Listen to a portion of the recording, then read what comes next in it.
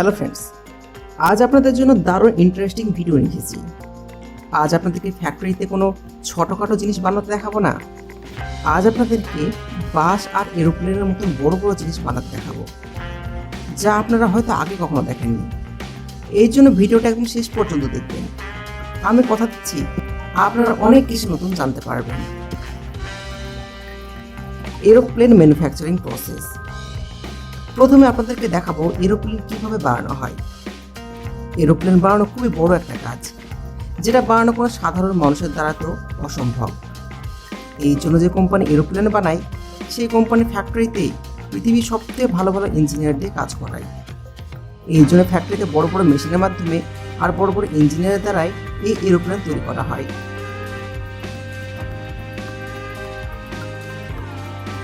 বন্ধুরা, আজ আপনাদেরকে জাহাজ বানানো ওয়াইন কোম্পানির সাথে সাক্ষাৎ করাবো। এই কোম্পানি বড় বড় জাহাজ বানানোর জন্য সবার আগে রয়েছে। এই কোম্পানি মাত্র 8 থেকে 10 দিনের মধ্যে খুব সহজেই একটা পুরো এরোপ্লেন তৈরি করে ফেলে, যা এত কম টাইমের মধ্যে অন্য কোনো কোম্পানির দ্বারা বানানো অসম্ভব। বন্ধুরা, এরোপ্লেন বানানোর জন্য কোম্পানি সর্বপ্রথমে জাহাজের বডির গোল ঢাঁচা তৈরি করে। এই গোল ঢাঁচাকে কোম্পানি 3টে আলাদা আলাদা পার্টে তৈরি করে থাকে।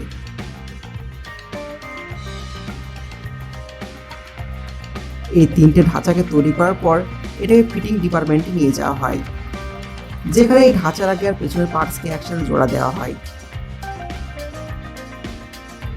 এখানে এই মেশিন এই 3টে পার্টসের জয়েন্টকে ভালো করে লক করে শক্তভাবে জোড়া দেয়।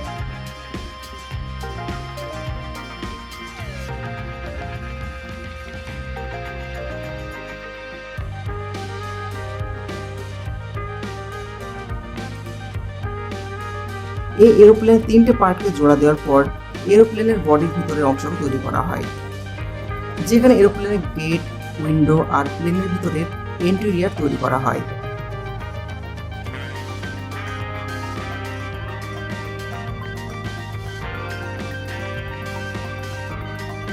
এরপরে প্লেনের পুরো বডিকে প্যাকিং করা হয়। এই সব কাজ 3 দিনের মধ্যে কোম্পানি খুব সহজে করে ফেলে। এরপর 4 দিনের মাথায় এরোপ্লেনের 2 সাইডে পাখা লাগানো হয়। তারপর এটাকে ভালো করে ফিক্স করে টাইট করে দেওয়া হয়। এরপরে সময় চলে আসে এরোপ্লেনের টায়ার লাগানোর, আর সেটাও কোম্পানির কর্মচারীর দ্বারা খুব সহজে করা হয়। তারপর 5 দিনের মাথায় এরোপ্লেনের অপারেটিং সিস্টেমকে ফিট করে দেওয়া হয়, আর অন্যদিকে প্লেনের ভিতরে কাজ একই সঙ্গে চলতে থাকে। এরপর প্লেনের ভিতরে জরুরি জিনিসপত্র সবকিছু রাখা হয় আর ফিট করা হয়। এখানে প্লেনের সমস্ত আলমারি খুব ভালোভাবে লাগানো হয়। এরপর সবশেষে প্লেনের ভিতরে সমস্ত সিট লাগানো হয়। এরপরে 6 দিনের মাথায় প্লেনের ইঞ্জিনকে ফিট করা হয়। একটা ইঞ্জিনের প্লেনের পাখনার বাম দিকে লাগানো হয়, আর একটা ইঞ্জিন প্লেনের ডান দিকের পাখনায় লাগানো হয়। তারপরে 7 দিনের মাথায় প্লেনের প্রত্যেকটা জিনিসকে টেস্ট করা হয়। প্লেনের ভিতর থেকে শুরু করে বাইরের প্রত্যেকটি সিস্টেমকে ভালো করে চেক করা হয়, আর সেটাকে আবারও চেক করা হয়। তারপর প্লেনকে কালার করার জন্য নিয়ে যাওয়া হয়।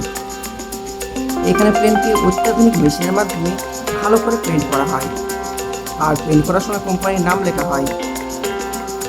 এই সমস্ত কাজ শেষ হয়ে যাওয়ার পর 8 দিনের মাথায় পুরোপুরিভাবে তৈরি হয়ে যায়।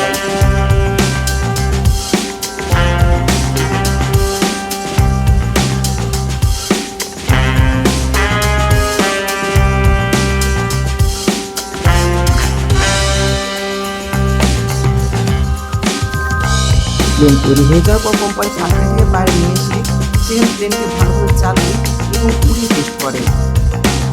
এই টেস্ট সাকসেস হওয়ার পর প্লেন 9 দিনের মাথায় ওড়ার জন্য একদম রেডি। তো বন্ধুরা, এই কোম্পানি 8 থেকে 10 দিনের মধ্যে একটা প্লেন তৈরি করে রেডি করে দেয়। বন্ধুরা, কোম্পানিতে প্লেন এত সুন্দরভাবে বানানো হয় যে আপনাকে দেখতে ইচ্ছা করবে। সত্যি চমৎকার। আর এই ভিডিওতে আমি আপনাদের প্লেনের ইঞ্জিন কিভাবে তৈরি হয় সেটা দেখাতে পারলাম না। আর যদি আপনি জানতে চান যে প্লেনের ইঞ্জিন কিভাবে তৈরি হয় তাহলে কমেন্ট করে অবশ্যই জানাবেন, তাহলে আমি নেক্সট ভিডিওতে সেটা দেখাবো।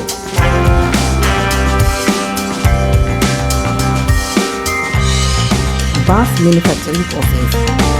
বন্ধুরা, বাসের কেউ চাপেনি, আর এমন কেউ নেই যে বাস কোনোদিন দেখেনি। এক জায়গা থেকে আরেক জায়গায় যাওয়ার জন্য বেশিরভাগ সময় আমরা বাসের ব্যবহার করে থাকি। কিন্তু আপনি কি কোনোদিন ভেবে দেখেছেন এত বড় বাস করে আর কোথায় তৈরি করা হয়? তো চলুন এটা যাওয়ার জন্য আমরা নিয়ে যাই আপনাদের বাস বানানোর factory-তে। বন্ধুরা, বাস তৈরি করার জন্য সর্বপ্রথমে বাসের ঢাঁচাকে তৈরি করা হয়। একটা বাসের ঢাঁচা তৈরি করার জন্য 3 থেকে 3.5 স্টিল লাগে, যা মোল্ডেড স্টিল তৈরিতে ব্যবহার করা হয়। এবং বাসের ঢাঁচা বানানোর জন্য সবসময় মিটারের পাশ দিয়ে ছাল দিয়ে বাসের ছাদের চালি তৈরি করা হয়।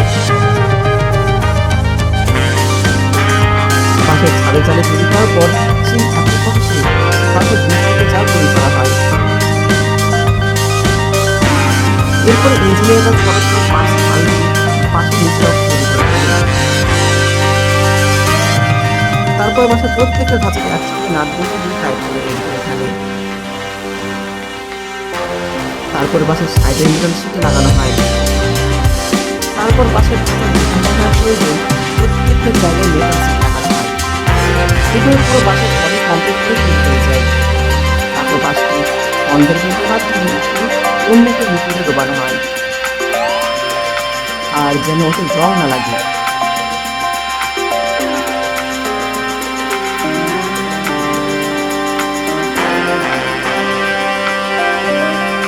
এরপর বাসকে যে কালার প্রয়োজন হয় সেই কালারে ডুবিয়ে দেওয়া হয়। এইভাবে বাসে আলাদা আলাদা কালার করা হয়।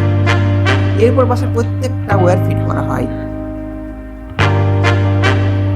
এরপর বাসের নিচের দিকে কাজ শুরু হয়, যেখানে বাসের ট্রলি, টায়ার আর ইঞ্জিন লাগানো হয়। বাসের নিচের অংশ কমপ্লিটভাবে তৈরি হয়ে যাওয়ার পর বাসের বডির উপর ফিটিং করে দেওয়া হয়। তারপর বাসের যাবতীয় কাজ লাগানো হয়। এইসব কাজ কমপ্লিট হয়ে যাওয়ার পর বাসের গিয়ার, ক্লাচ আর স্টিয়ারিং ইত্যাদি ফিট করে দেওয়া হয়। এরপর বাসের সিট তৈরি করা হয়। এই সিট তৈরি হওয়ার পর বাসের মধ্যে ফিট করে দেওয়া হয়। এখন আপনার বাস চলার জন্য একদম রেডি। তারপর বাসকে ভালোভাবে টেস্ট করা হয়। তারপর যখন একবার টেস্ট কমপ্লিট হয়ে যায় তখন বাসকে ভালোভাবে ওয়াশ করা হয় এবং অর্ডার অনুযায়ী মার্কেটে ডেলিভারি করে দেওয়া হয়।